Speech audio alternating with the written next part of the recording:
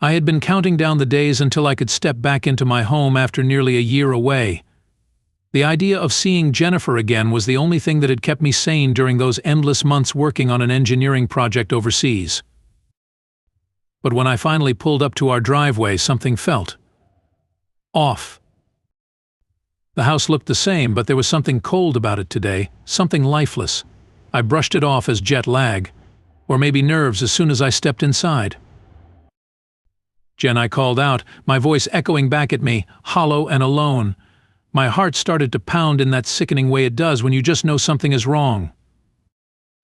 I wandered through the rooms, each one emptier than the last, until I reached the kitchen. And that's when I saw it. A wicker basket sat on the counter, with what looked like a bundle of blankets inside. For a split second I thought maybe Jen had decided to surprise me with some kind of quirky welcome home gift. But as I got closer, I realized the bundle wasn't just blankets. It was a baby. A tiny sleeping baby. My mind couldn't make sense of it. I stared at the baby, then at the basket, and that's when I noticed the 3 envelopes propped up next to it. My hands shook as I picked up the first one, tearing it open with a mix of dread and confusion. "Dear Alex," the letter began, and I could barely keep my eyes focused on the words. "This is Lily, your daughter. I know this must be a shock, but it's true. She's yours. Mila." Mila? Who the hell was Mila? This had to be some kind of mistake. I didn't know any Mila and didn't have any secret love child. This was insane. I ripped open the second letter, the one that made my blood run cold. "Alex, by the time you read this, I'll be gone. I can't believe you would do this to us, to me. I loved you, but I can't live with the betrayal. I've filed for divorce. Don't try to find me. Jennifer." The room started spinning. Jennifer was leaving me? Because of some crazy woman's lie? I couldn't wrap my head around it. She thought I had cheated on her. And with this Mila woman, it wasn't true. The third letter was the worst. It was short, to the point, and terrifying. "Don't call the police, or you'll regret it." My legs felt like they were going to give out from under me. I stumbled to the table, sinking into a chair as the weight of it all crushed down on me. I stared at Lily, who was still peacefully asleep, oblivious to the chaos that had just blown my life apart. She was innocent in all this, but I couldn't even look at her without a surge of anger and confusion boiling up inside me. Who would do this? Why?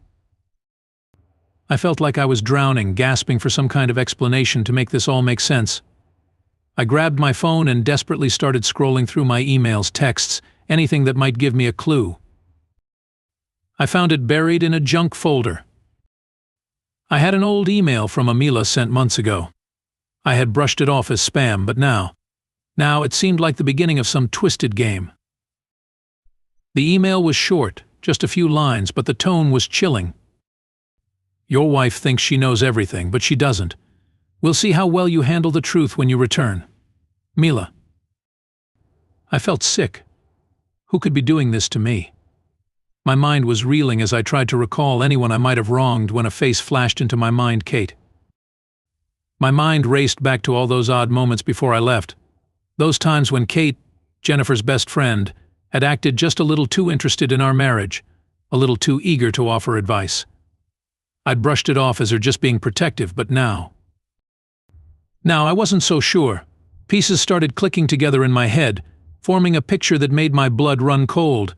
Could Kate have something to do with this? Could she have been the one pulling the strings, turning my life into this nightmare? I had to know the truth.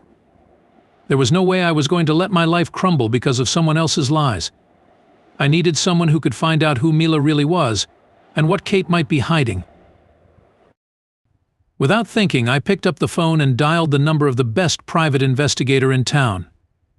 I had to fight for my marriage because one thing was certain: I wasn't going to lose Jennifer over something I didn't do. The days that followed were some of the hardest of my life. I tried to contact Jennifer to explain, but she wouldn't take my calls, and in between worrying about Jen and waiting for the private investigator to get back to me, there was Lily. When she first woke up and started crying, all I could think of was calling CPS to take her. There was no way she was mine, and I didn't want her around to remind me of how my life had turned upside down. But my heart softened as I looked into her eyes. She was innocent, after all. A pawn in someone else's sick game. So I went to the store for diapers, formula, and everything else a baby needs. It wasn't easy having to cope with her on top of everything else going on in my life. But she needed me. Then I got the call I'd been waiting for. The private investigator had found something.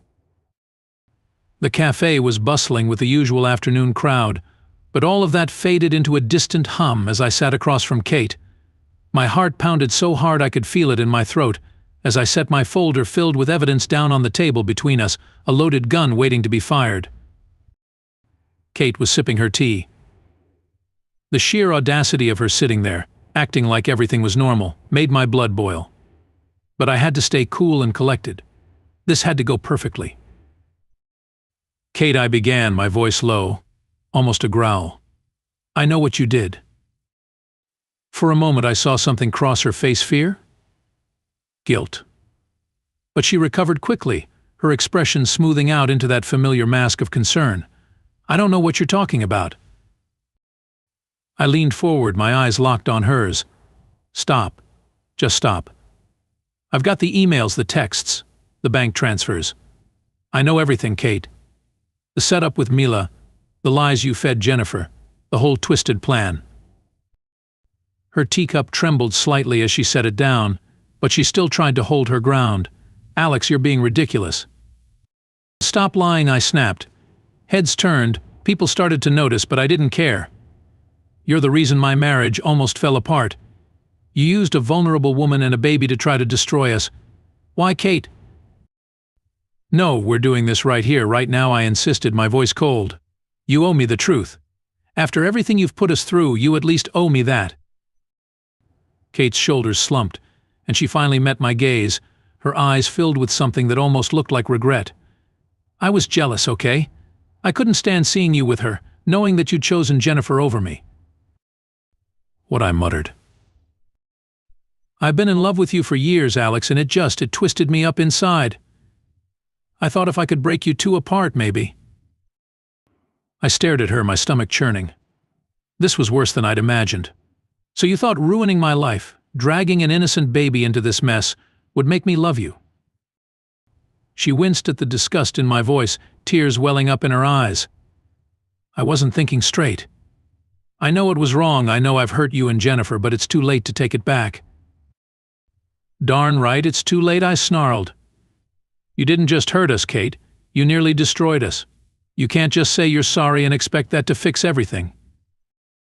Kate's tears spilled over. She reached for my hand, but I pulled away. "Don't," I stood and grabbed the folder. "The police are on their way. You need to face the consequences of what you've done." She gasped, her face going pale. "Alex, no, please. Don't do this.